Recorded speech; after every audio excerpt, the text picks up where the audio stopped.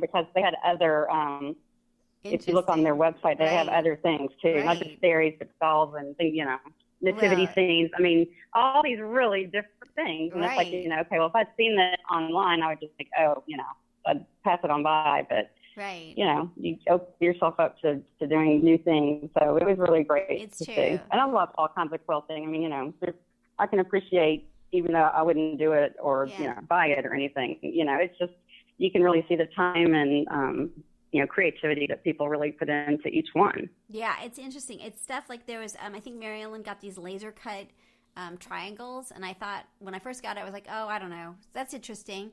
But then when I started working with it, I was like, oh my gosh, this is so incredible, right? The whole, it just changed the nature of it. And it's really, I like the way it's turning out. But again, I would never have tried it. I just wouldn't, it's something about, so I hope that what we can do is get more research samples and then be able to have people in the Army try stuff, because I think trying it changes the whole nature of it, right?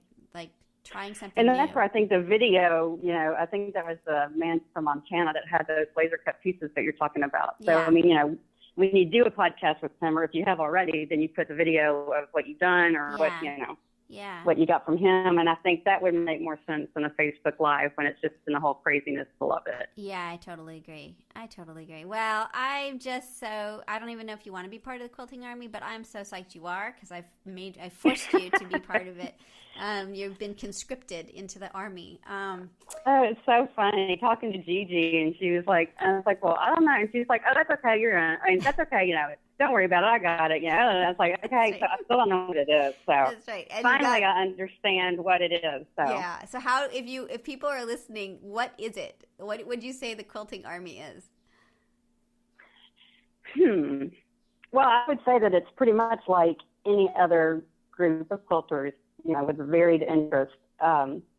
The only the difference is just the collection of information, which is what you do. Yeah. And I have yet to see what that's going to be like. But having you and Tulane University behind it really gives it some credibility. I mean, it's a little bit more accurate or truthful, or maybe even just more variety, trying to get every single angle of it. And as far as the people go, they're quilting people. So they're quilting people. They're fun. Yeah, they are fun. It's a fun group. Yeah. It's a fun group. So I like it a lot. Yeah. And for me, the Quilting Army, first of all, it's not boring. You guys are so much fun and crazy in every different way. And as you said, everybody's different. But what I quickly learned when because I did this last summer just on my own with my kid, and then we started to gather people that were like, oh, we'll help. And then there's too much to experience. There's no way to really understand the quilting industry if it's just one person. And so by having a team of people, like all of you, so far we're up to 400, I think, and we're at close to 400. And, just having everybody, and my goal is to really be able to, send out the troops. Okay, let's go look at this today and see, what do we see in this? Because I think to understand the quilting industry does take an army to understand it at this point. It's not like right. It's not a one subject. No, it isn't. When I try to explain that to people, it's like, this project has gotten completely out of hand, and it's not my fault. It's like, well, and I mean, I guess that's why it's not been done before. Where do you start? Where do you end? No. You don't. You just keep going. So it's not one thing. It's many things. Yeah, it's many things. So this is cool. So yeah, the Quilting Army. They arrived with cards with your name on it and a shirt for you to wear. So it was I was so official. I was like, okay, nobody's gonna ask me questions. We don't have a booth or anything, do we? No. He was like, no, I don't think so. No, okay. No, but we do have a booth for Houston. So we have a booth in the Houston Quilt Festival. Yeah, we just found out. So, get your schedule ready and come join us in Houston, because we're going to have to start planning. I would love that.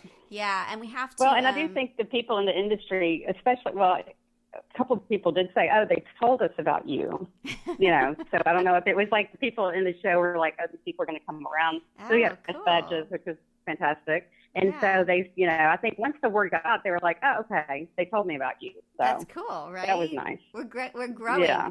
And somebody, we'll finish in just a second, but I think it was Turtle Hand Batik.